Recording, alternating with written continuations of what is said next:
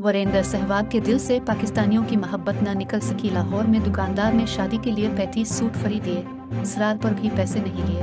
Video viral. साबिक भारतीय cricketer Virendra Sehwag के दिल से पाकिस्तानियों की मोहब्बत न निकल सकी। सोशल मीडिया पर इंटरव्यू कल वायरल हो रहा है, जिसमें भारतीय साबिक ओपनर मेजबान को बता रहे हैं दौरे के बाद उनकी शादी तय थी।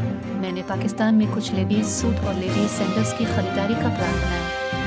वाज़ेह रहे कि वीरेंद्र सहवाग ने 2004 में शादी की थी। इससे कबल 2003-2004 के दौरान भारतीय टीम ने पाकिस्तान का दौरा किया था। सहवाग बता रहे हैं कि जब मैं लाहौर में सिक्योरिटी एहलकारों के साथ खरीदारी करने मार्केट में गया तो दुकान से 30 से 35 सूट खरीदे, जूतियां भी खरीदे।